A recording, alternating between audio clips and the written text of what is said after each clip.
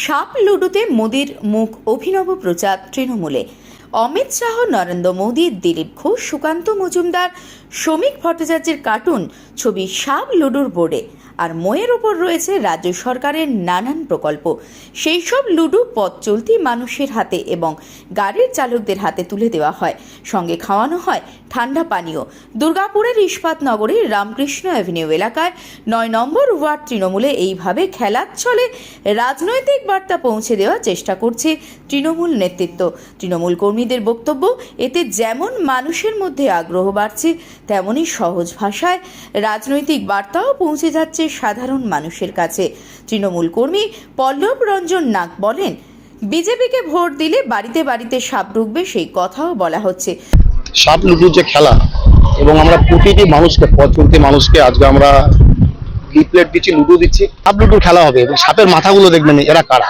এরা একটি সাম্প্রদায়িক দল, যারা সারা বাংলায় একটা অশান্তি সৃষ্টিকারী এবং প্রতিটি মানুষ মাছ মাংস খাওয়ার বিরুদ্ধে বলছে। মানুষের যে চলার পথে যে মানুষের সামাজিক, যে আমাদের যে সামাজিকভাবে যে আমরা চলি, সেটাকেও তারা হস্তক্ষেপ করছে। তার বিরুদ্ধে সারা বাংলার মানুষ আজকে এক হয়েছে এবং আমরা তার মাধ্যমে সবাইকে বলছি যে সাপ লুডুর খেলা হবে এবং 23 তারিখ আরো সুন্দর খেলা হবে। যদিও এই কর্মসূচিকে কটাক্ষ করতে ছাড়েননি বিজেপির জেলা মুখপাত্র সুমন্ত মণ্ডল বলেন, আজকে যে অপসংস্কৃতি তৃণমূল শুরু করেছে পশ্চিমবঙ্গে, তা অত্যন্ত নিন্দাজনক। একটা লুডু ডিস্ট্রিবিউট হচ্ছে যেটাতে সাপ সিঁড়ি খেলা হয়, সেই লুডুটার মধ্যে আপনি কল্পনা করুন যে সেই লুডুটার মধ্যে যে সাপের মুখে নরেন্দ্র মোদীজি এবং অমিত শাহজি, একজন প্রধানমন্ত্রী এবং দেশের গৃহমন্ত্রীকে, সেই তার সাপের মুখের মধ্যে তাদের মুখ লাগিয়ে দিয়ে সেগুলোকে বাড়িতে বাড়িতে ডিস্ট্রিবিউট করা হচ্ছে। এবং এই যে লুডুগুলো যারা খেলবে, তারা কিন্তু ছোট বাচ্চারাও তারা খেলবে। কোথাও না কোথাও বাচ্চাদের মনে কি প্রভাব পড়বে? আজকে এত নিম্নমানের রাজনীতি আমরা এর আগে দেখিনি।